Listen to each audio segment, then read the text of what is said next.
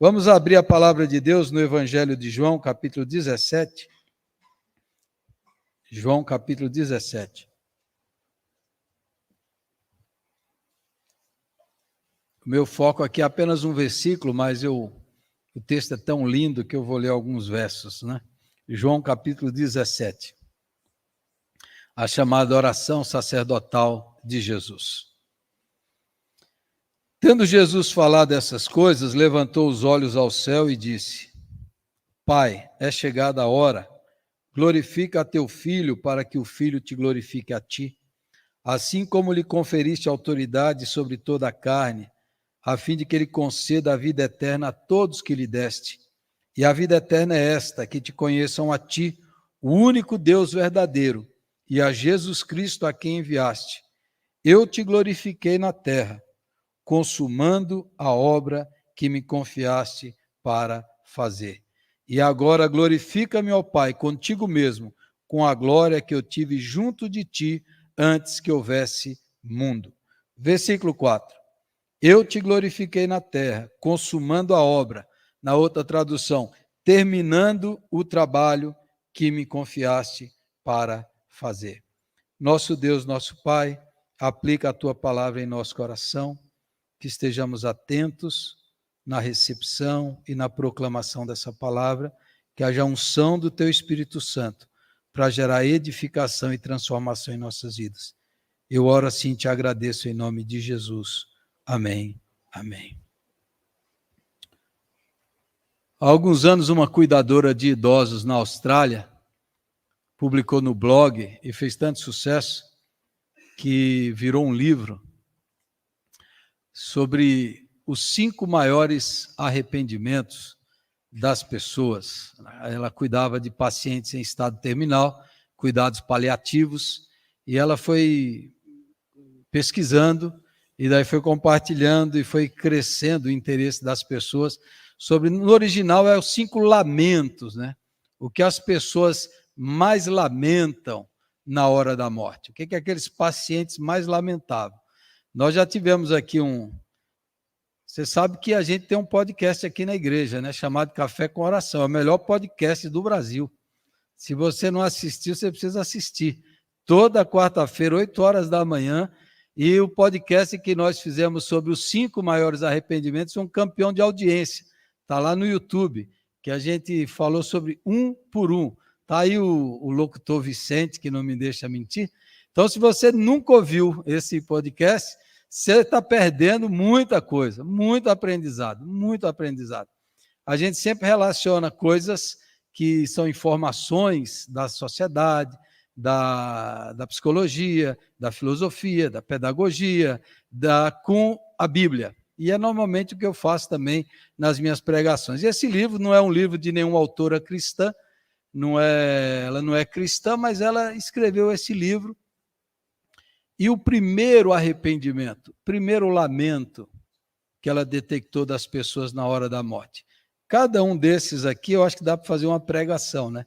Mas eu vou focar nesse primeiro. As pessoas estão diante da morte. O lamento delas o nome do livro chama Antes de Partir. Você deve encontrar por aí, é uma australiana, e esse livro está disponível.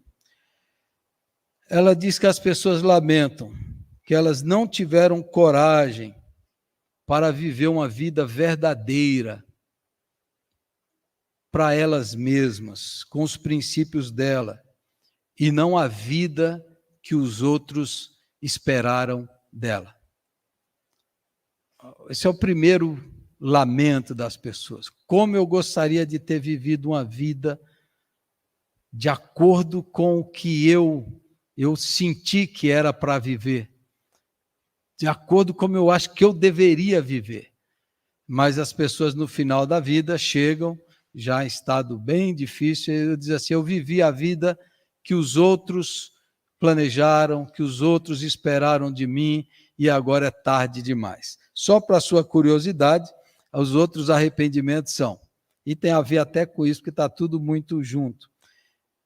Eu não deveria ter trabalhado tanto, trabalhei muito e deixei de fazer outras coisas, não ter trabalhado tanto, Eu gostaria de ter tido coragem para expressar meus sentimentos, meus afetos para as pessoas que eu gostava.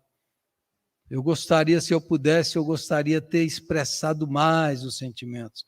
O quarto sentimento é que eu deveria ter vivido mais em contato com os meus amigos. Me afastei deles, fiquei longe deles, e como eu gostaria de voltar atrás para ter vivido mais próximo dos meus amigos. E o quinto arrependimento, eu deveria ter me permitido ser mais feliz. Eu deveria ter buscado e vivido mais a felicidade. Esses são os 5. E o primeiro, como eu disse aqui, já pensou você chegar no final da sua vida? Ou você chegar diante de Deus, e Deus olhar para você e falar assim: por que você não foi a pessoa que eu criei você para ser? Por que você não viveu a vida que eu planejei para você viver? Já pensou isso? Ou, antes de chegar diante de Deus, você está aí nessa situação, como diz o livro, e falar assim: a minha vida foi muito fora daquilo que eu gostaria de ter vivido, muito fora da essência que Deus plantou dentro de mim, e eu não a vivi. E esse é um grande lamento, é o primeiro lamento. Por que que isso acontece? Por que que isso acontece? Eu diria que, em primeiro lugar, pela necessidade da sobrevivência. Nós precisamos sobreviver, precisamos pagar as contas. A maioria de nós nascemos em situação de pobreza, e você gostaria de ser, de fazer, de realizar outras coisas, mas você precisava trabalhar, ganhar dinheiro, pagar as contas. E isso é uma roda viva que vai te engolindo. Você vai fazendo, e quantas vezes pessoas já me falaram assim: pastor, a minha vida é só viver para pagar conta. Eu precisava viver fora disso, mas eu estou vivendo em torno disso. A minha vida é pagar as contas, e a vida vai fluindo por entre as minhas mãos, e eu sinto que não estou vivendo. Essa é uma das coisas que faz com que esse seja um lamento, o primeiro lamento das pessoas. A necessidade de sobreviver, precisamos pagar, comer, sobreviver de alguma maneira, e isso vai nos engolindo. A segunda causa, porque eu acredito que esse é um lamento de muita gente, são as expectativas dos outros. Quando você nasce, você já nasce com a expectativa do seu pai, da sua mãe, da sua família. Tem expectativa sobre o que vai ser esse menino, essa menina, como ele vai ser, o que ele vai fazer, como ele será. E aí você já absorve isso daí. Não, meu pai quer que eu faça isso, minha mãe quer que eu seja assim, a sociedade quer, a igreja, os tios, os avós, as pessoas querem que eu viva de determinada maneira, que eu siga determinada carreira, determinado projeto, ou que eu viva de determinada forma, e aí você absorve as expectativas dos outros. Todos à nossa volta têm expectativa, o mundo tem expectativa. Você começa a demorar para casar, e a pessoa vai ficar para titio, para titia. Aí casa e vem, já está na hora de ter filhos. Eu não quero ter filho. Não, mas está na hora de ter filho. Está passando a hora. E as pessoas vão cobrando, e exigência. A expectativa, você vai absorvendo essa expectativa. Eu tenho que ser, aí que você vai assumindo isso dentro de você.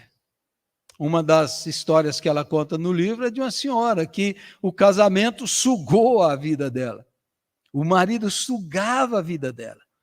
Ela queria ter, fazer, realizar, expressar, mas o marido era um tirano. Ela diz: como eu deixei isso acontecer com a minha vida? Agora que estou à beira da morte, eu olho para trás, e aí ela fala para a cuidadora: me prometa que você não vai deixar isso acontecer com você. Mas sugou a vida, sugou a expressão, a essência, a alma da pessoa. As expectativas, e todos têm expectativa, e criam expectativas, e às vezes você fica para cumprir as expectativas que projetaram, que colocaram, que carimbaram sobre você. E daí, dentro disso, surge a armadilha da comparação. Você fica se comparando com os outros, se comparando com as outras pessoas, se comparando com pessoas da sua idade, que estudaram com você, se comparando com o que a sociedade diz que é o parâmetro de ser bem-sucedido. E aí você precisa cumprir isso. Ah, mas olha o fulano, olha aquele outro. E a sociedade funciona assim. Olha aquela pessoa lá, olha aquele outro, olha aquilo. E aí a pressão, e você está se comparando, você vai se diminuindo. Eu não cheguei ainda, eu não consegui isso ainda, eu não realizei, eu não fiz, eu preciso disso, e as comparações vão nos inferiorizando e vão nos deixando para baixo. E essa é uma armadilha mesmo, que você cai lá dentro e fica preso.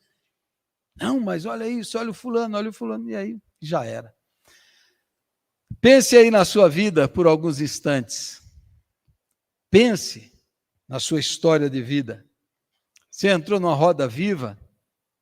Você entrou numa situação assim, de expectativas da mãe, do pai, da sociedade, da igreja, e você foi se perdendo. Você já não sabe mais o que Deus quer, o que Deus planejou, como que Deus colocou e formou você para você viver a vida que Ele tem para você. Você se compara com quem? Você se compara com os outros?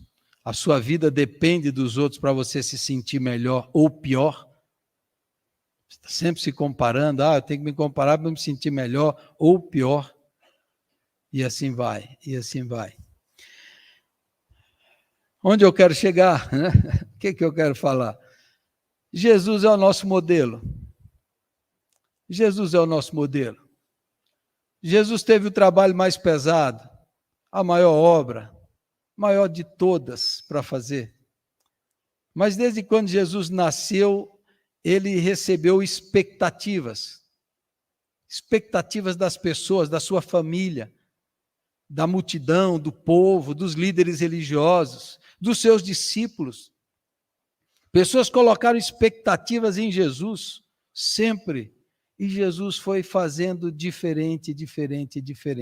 No final, aqui em João 17, quando ele faz essa oração sacerdotal, ele diz ao Pai: Senhor, o trabalho que o Senhor me deu, a obra que o Senhor me deu para fazer, eu fiz. Eu realizei, eu cumpri. Eu revelei o teu nome, eu manifestei a tua glória, eu guardei os que o Senhor me deu para guardar, eu fiz o que o Senhor me deu para fazer. Eu fui fiel àquilo que o Senhor colocou para que eu pudesse fazer. Agora eu pergunto para você, no tempo de Jesus tinha gente que passava fome? Tinha injustiça no Império Romano? Tinha corrupção? Tinha violência? Tinha imoralidade? Tinha prostituição? Tinha. No tempo de Jesus, os líderes religiosos roubavam. No tempo de Jesus tinha tudo isso. E eu pergunto para você, o que Jesus fez em relação a essas coisas? Nada. Jesus não fez nada em relação a isso. Jesus só falou das autoridades quando lhe eram perguntados, quando era trazido até ele, mas ele não fez nada disso. Jesus fez o que Deus deu para ele fazer. E aí, por exemplo, quando ele já adulto volta para a cidade onde ele cresceu, Nazaré, encontra os amigos de infância, encontra as pessoas que viram ele crescer, Jesus vai na sinagoga e todo mundo fala: uau, olha lá, olha esse menino, olha o que ele se tornou, olha como ele é sábio. Aí ele abre Isaías 61, ou pelo menos lê o pergaminho e diz: olha, isso que está escrito aqui está se cumprindo agora, em mim. O Espírito do Senhor está sobre mim, eu sou ungido, eu sou o Cristo, que vim para proclamar libertação aos cativos, dar vista aos cegos, pôr em liberdade os algemados, apregoar o ano aceitável do Senhor. Eu cheguei, eu sou esse cara. Aí a turma que estava assim, os amigos dele falaram assim: você ficou louco? Você ficou louco, rapaz? O que você pensa que você é? Você é o filho de José, filho de Maria. Nós vimos você crescer, você está louco? Para com isso, rapaz. E Jesus falou: não, é isso mesmo. É isso mesmo. E aí, em vez do aplauso, a turma começa a pegar pedra. Retira o que você falou, senão nós vamos te matar. Você está louco, Jesus? Eu falei, não, é isso mesmo. Eu sou esse homem. Aí a multidão pega Jesus, leva ele lá para o despenhadeiro e vai jogar Jesus. Os amigos de infância. Gente que viu Jesus crescer, gente que tinha ele em alta consideração, de repente vira. E agora querem matá-lo. Tira isso que você falou, tira essa parte do seu sermão, só fica com... Não, é isso mesmo. E aí eles vão matar Jesus e Jesus se esgueira e passa por meio deles e ninguém o mata. Imagine as pessoas que conviveram com você, assim, você ficou louco. Em Marcos capítulo 3, versículo 21, os irmãos de Jesus, os pais de Jesus, ou pelo menos a mãe, talvez José já estivesse morto, pai adotivo, eles vêm buscar Jesus, eles ouvem o que Jesus está fazendo e pregando. Marcos capítulo 3, versículo 21, ele diz assim, ele está fora de si, ele perdeu o juízo, e eles vêm para buscar Jesus. Isso é meu filho, você tem noção? Observe como eles não tinham compreensão de quem Jesus era. Até a mãe de Jesus, próxima, unida no coração, os irmãos ali, você está fora de si. Imagina a expectativa da mãe, ou dos irmãos, ou dos familiares, ou dos tios, dos primos, todo esse pessoal decepcionado com Jesus. Decepcionado com Jesus. Em João capítulo 6, Jesus multiplica os pães e toda a multidão come o pão e o peixe que foi multiplicado, e aí a multidão fica eufórica. Esse é o rei, vamos elegê-lo, vamos proclamá-lo, vamos entronizar rei dos judeus. E Jesus fala assim, vocês são interesseiros, vocês só estão interessados no pão que eu dei para vocês. Não é esse tipo de discípulo que eu vim fazer. Se vocês não comerem a minha carne e beberem o meu sangue, não tem parte comigo. Aquela multidão que estava agora há pouco fazendo Jesus rei, agora assim, doidou, comer carne e beber sangue, o que é isso? Aí até os discípulos de Jesus começam a ir embora. Fala assim, Senhor, esse discurso é duro demais. Eles começam a ir embora. A multidão vai se dissipando, todo mundo indo embora. Agora há pouco queria torná-lo rei, agora está abandonando Jesus. Ele volta para os seus assim, os 12, fala assim, vocês também não querem me deixar? E aí Pedro diz, Senhor, para quem iremos nós? Só tu tens as palavras de vida eterna. Mas observe, irmãos, que não foi fácil. Observe quando Jesus foi julgado, Herodes, o governador, falou assim, eu quero conhecer esse cara. Eu tenho ouvido falar tanto, eu quero conhecer, eu quero que ele faça um milagre para mim. Ele acha que Jesus é um palhaço de circo. Aí chega para Jesus, Jesus cala, ele não fala nada. Vamos, cara. Aí o Herodes fica louco de raiva, dá uma chicotada nele e manda para o Pilatos. A multidão que o aclamou na entrada de Jerusalém, quando vê que ele não vai trazer o reino violento e a vingança, fica decepcionado e fala, solte Barrabás, crucifica Jesus, crucifica Jesus. Então, assim, do ponto de vista humano, Jesus decepcionou todo mundo. Todas as pessoas Jesus decepcionou, inclusive os seus discípulos. Por quê? Porque tinham expectativas falsas. Porque eles esperavam coisas que Jesus não veio fazer. Agora, Jesus só não decepcionou o seu Pai.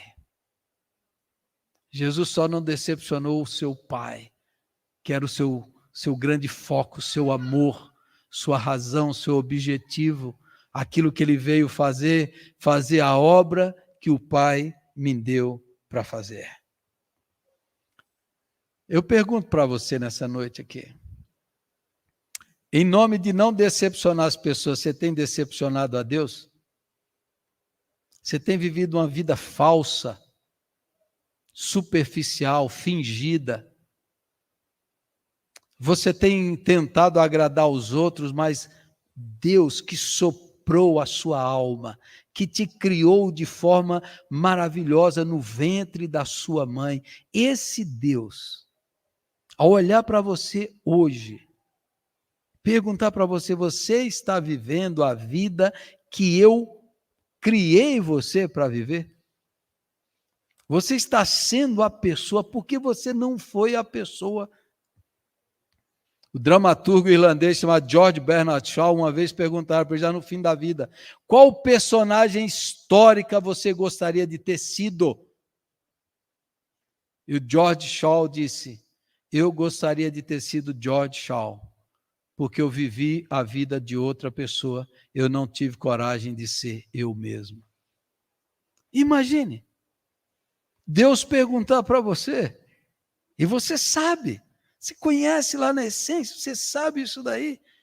Jesus foi fiel ao Pai, foi fiel à missão, ao trabalho, ao projeto, à obra que Deus deu para ele fazer.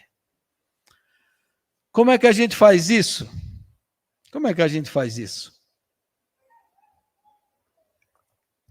Em primeiro lugar, você precisa se firmar na sua identidade. A identidade fundamental de todo cristão, todo aquele que crê em Jesus é: eu sou um filho amado do Pai. Eu sou uma filha amada do Pai. Eu sou, eu não serei, eu sou. Eu não preciso fazer, porque Jesus já fez. Eu sou amado, eu sou filho, eu sou filha. Eu não sou escravo, eu sou filho, eu sou adotado. Tudo que é de Cristo é meu. Essa é a minha identidade fundamental. Essa é a identidade que o Pai deu para Jesus. Este é o meu filho amado em quem está todo o meu prazer. E firmado nessa identidade, Jesus aguenta as rejeições. Por que a gente não aguenta a rejeição dos outros? Porque a nossa identidade é frágil. A gente não tem segurança do amor de Deus. A gente não tem segurança de quem nós somos em Deus. Aí nós precisamos da aprovação.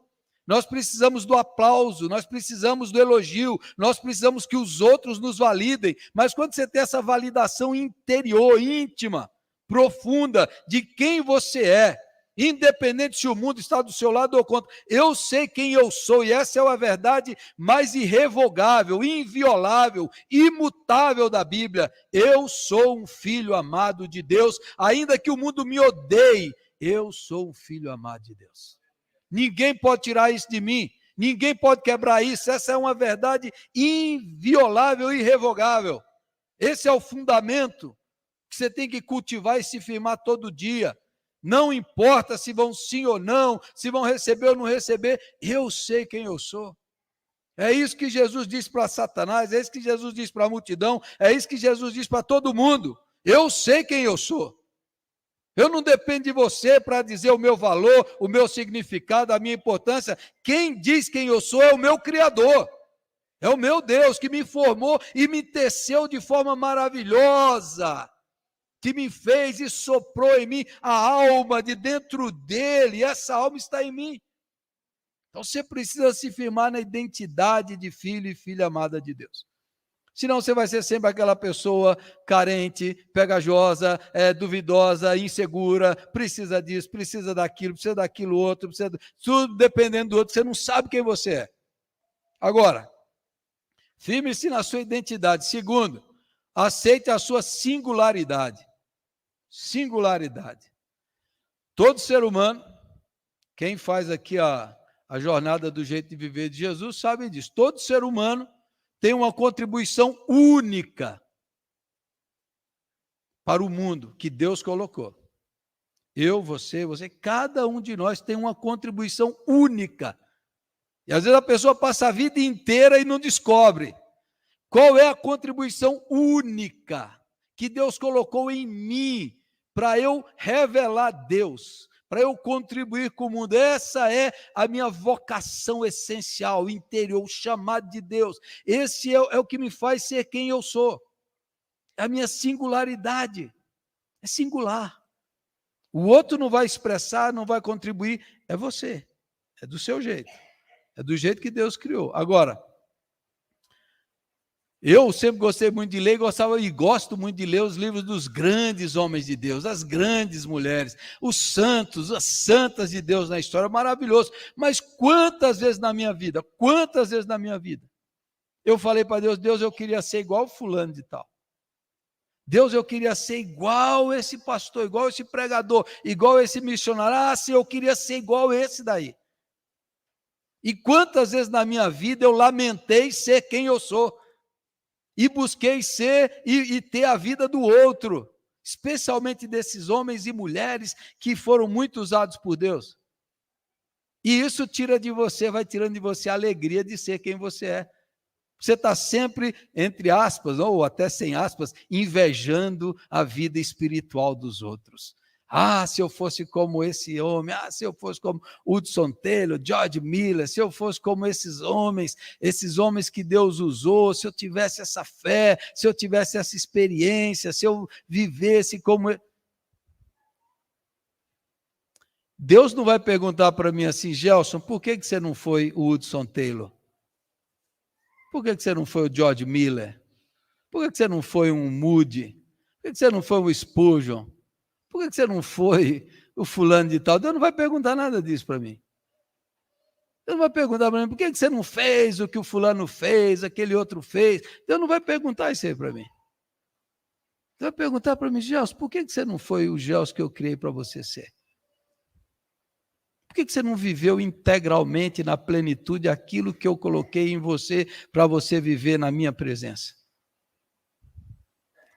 Então, um processo de aceitar e celebrar a sua singularidade. A maioria dos crentes que eu conheço tem complexo de inferioridade espiritual. A maioria. Se o pastor chega bravo para ele, fala, desculpa, pastor, eu estou falhando mesmo. Né? Porque ele está sempre em dívida com Deus. Ele está dizendo, eu preciso ser isso, eu preciso fazer aquilo, eu preciso fazer aquilo. Você já parou para pensar que Deus quer usar você do jeito que você é, por isso que Ele criou você desse jeito? Por isso que Ele soprou em você a alma vivente, e que você não precisa se tornar igual outra pessoa, nem se parecer com outra pessoa, mas aquilo que Deus colocou lá dentro de você, do jeito que Ele soprou e construiu você. Está lá, e você aceitar a sua singularidade. É único, é singular, é pessoal, é específico. O nosso Deus não cria em indústria massificada, é um por um, é um por um. Sua vocação, o chamado de Deus para a sua vida, aquilo que Deus colocou na sua essência. Você já parou para pensar? Agora, lembra da pregação que eu fiz sobre o ego e a alma? Eu já fui em congressos de pastores que inflamavam o ego. E eu falava assim, uau, agora eu vou ser assim. Só que a minha alma saía muito triste. Muito triste. Você já percebeu que às vezes você está tentando viver e buscando coisas que é do ego e não da alma? Você está se esforçando e buscando e trabalhando por coisas do ego, mas a sua alma está cada vez mais triste, insatisfeita, porque a alma é a essência de Deus, é o sopro de Deus dentro de você, e você está correndo atrás dessas coisas, mas a alma está vazia. A sua contribuição única para o mundo, o jeito de expressar a imagem de Deus em você, é isso que você vai fazer. É isso que Deus quer de você, é isso que Deus vai cobrar de você. Você foi a pessoa que eu criei para você ser. Tem muito mais coisa aqui, irmãos, mas vamos concluir. Descubra a sua integridade. Integridade é os valores fundamentais. Quantas vezes a gente viola os valores, a gente violenta a integridade da nossa alma para satisfazer, para realizar, para satisfazer o ego, mas você violenta, você quebra valores que Deus plantou lá na sua alma. Você passa por cima dos seus limites. Você fala sim quando devia dizer não. Você vai falando sim quando devia dizer não. Você não respeita os limites físicos, emocionais, relacionais. Isso vai violando a sua integridade, quem você é, para agradar, para que todos aceitem, para que o grupo me reconheça, para que as pessoas vejam que eu sou importante. A sua alma vai definhando. Uma das histórias mais impressionantes do século XX, eu já citei aqui, que virou filme, e é uma história dessa, a história daquele rapaz cristão da igreja adventista, chamado Desmond Doss, que virou um filme a história dele. Ele só aceitou que fizesse o filme depois que ele tivesse morrido, porque ele não se considerava herói. Até o Último Homem é o nome do filme. E o roteirista diz que teve que tirar coisas do filme. O roteirista teve que tirar coisas do filme, porque as pessoas não iam acreditar que aquilo era verdade, pela vida desse rapaz. Mas veja, um crente que teve uma experiência traumática com seu pai, com o uso de armas, e ele queria ir para a guerra para salvar vidas, E ele entrou para o exército e ele falou, eu não vou usar armas. Ele tinha uma integridade, uma consciência que Deus colocou, uma singularidade. Pastores falaram para ele, mais jovem, na guerra e em defesa própria, matar não é assassinato, o mandamento é não assassinarás. Então, se você matar em defesa própria e na guerra, isso não é contado como quebra do mandamento. Você sabe disso? Falou, eu sei disso. Mas eu sei que Deus colocou na minha essência que eu não posso usar armas. Eu não vou usar armas. E eu vou para a guerra para salvar vidas. E o exército inteiro tentou expulsá-lo. Todos tentaram expulsá-lo do exército. O primeiro julgamento marcial por causa de consciência na história dos Estados Unidos foi o julgamento dele. Tentaram expulsá-lo, mas ele, firmado na sua integridade espiritual, na essência que Deus colocou. Os outros podem, mas eu não. Eu tenho chamado. E Deus me chamou para salvar vidas na guerra. E eu vou fazer isso. E ele conseguiu o direito de ir para a guerra. E lá na guerra, ele disse que salvou 50 pessoas. Os companheiros de batalha dizem que ele salvou mais de 100.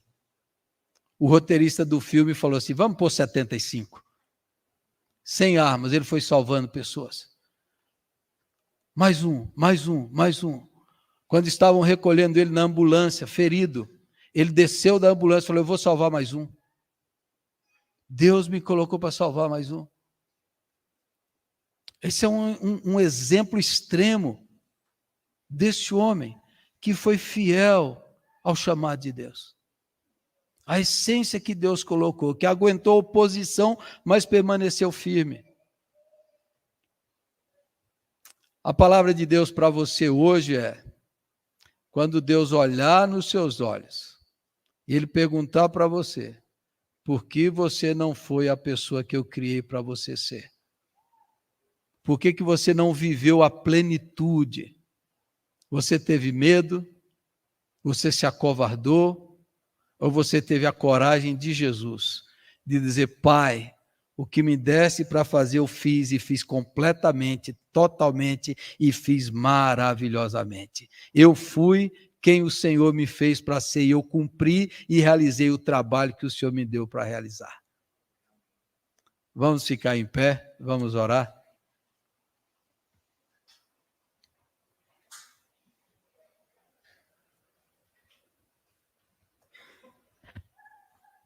Feche os seus olhos, silenciosamente, porque você está aceitando ser abusado, ser violado os seus limites. Porque você está aceitando um relacionamento abusivo.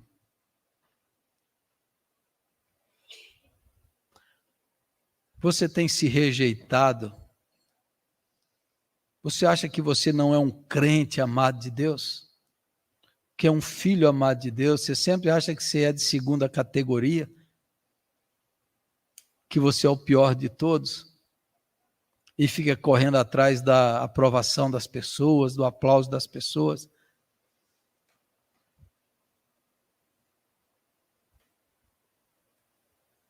Deus não vai te cobrar nada daquilo que Ele já não te deu, que está dentro de você.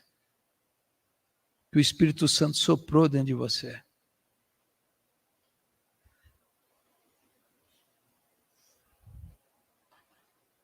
Entre em contato com a sua alma, com o seu eu profundo.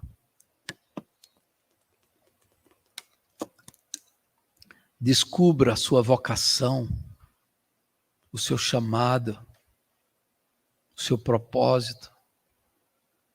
Descubra a sua contribuição única, que só você pode dar. Eu não posso fazer em seu lugar, só você. Ninguém pode fazer, só você.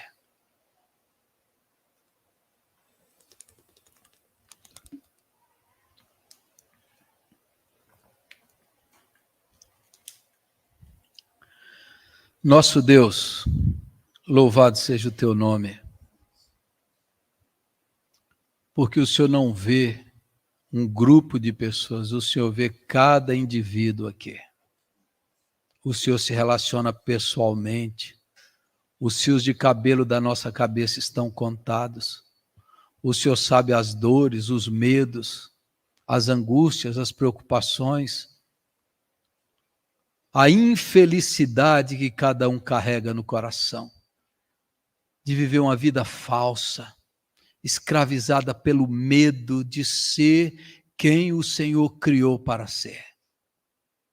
Pessoas que sentem que a vida está fluindo e não conseguem prová-la na plenitude que o Senhor planejou para cada um de nós. Eu vim para que tenham vida e vida plena. O Senhor nos criou para sermos em Cristo, ó Deus, a plenitude do Senhor em nós. E o Senhor nos fez de forma singular, de maneira assombrosamente maravilhosa. O Senhor nos deu a capacidade, o Senhor firmou a nossa identidade. Somos filhos e filhas amadas de Deus.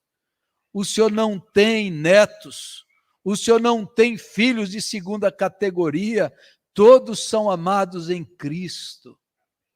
E, Senhor, que o teu Espírito sopre discernimento, revelação, autoconhecimento nessa noite, para que pessoas que estão vivendo uma vida falsa, uma vida artificial, não estão vivendo nas profundezas da realidade, que nessa noite despertem, acordem para a realidade do Senhor, acordem para a realidade do Senhor e do Espírito do Senhor, que nos chamou para uma vida autêntica, real, viva, uma vida que traz brilho para os olhos, que aquece nosso coração, que nos dá energia para viver naquilo que o Senhor planejou, que traz satisfação, ó Deus, que faz com que a vida não seja apenas sobreviver, mas existir na plenitude de Deus.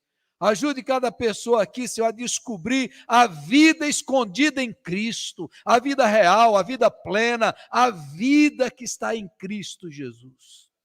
Aquela vida de afetos, de relacionamentos profundos, de emoções verdadeiras, de coração aberto, de relacionamentos profundos, e não, Senhor, superficiais, e não de aparência, e não apenas do ego, mas queremos viver na dimensão da alma, a alma que se expande, que se dilata em amor, na presença de Deus. Ajuda-nos a viver, para quando chegar no final possamos dizer como Jesus: Senhor, a vida que o Senhor me deu para viver, a pessoa que o Senhor me criou para ser, eu vivi em toda a plenitude, aleluia. Eu vivi, ó Deus, eu suguei e eu fui tudo que o Senhor planejou para que eu pudesse ser. Ajuda-nos, ó Deus, a chegarmos e dizer: o que o Senhor me deu para fazer, eu fiz bem feito, eu amei bem feito, eu servi, eu me dei, eu me entreguei, eu me relacionei, eu fui amigo, eu fui irmão, eu fui companheiro, eu fiz o que o Senhor me deu para fazer, semelhante a Jesus Cristo, nosso Senhor. Que a nossa vida seja terminada não com uma murmuração ou um lamento, mas com um brado de vitória e de alegria. Tudo que o Senhor deu para fazer, Ele o fez bem feito, e Ele fez com grande alegria. E Ele orou para que a alegria dele seja dada a cada um de nós. Restaura a alegria de viver, Senhor. Restaura o brilho dos olhos. Levanta a cabeça. Restaura a energia ao levantar de manhã, a disposição para viver. Hoje eu vou viver tudo o que o Senhor tem para mim. Eu vou ser tudo o que o Senhor me criou para ser. Na presença de Deus e para a glória do Senhor. Ajuda cada um aqui a discernir e receber essa palavra. Espírito Santo, aplica em cada coração, livra da superficialidade, livra do ego, livra da vida fingida e falsa, livra, Senhor, de vivermos para agradar os outros, que o foco da nossa vida seja agradar o nosso Criador, aquele que nos fez, aquele que nos ama, e o servindo e o amando, todos à nossa volta vão ser abençoados pela vida de Deus que flui em nós, e através de nós, essa vida frutífera, essa vida fecunda, essa vida plena, essa vida da alegria exuberante que só Jesus pode dar. Ajuda-nos, ó Deus, nesse mundo mau, a viver a plenitude do Senhor. Em nome dele eu oro e te agradeço. Amém, Jesus. Amém.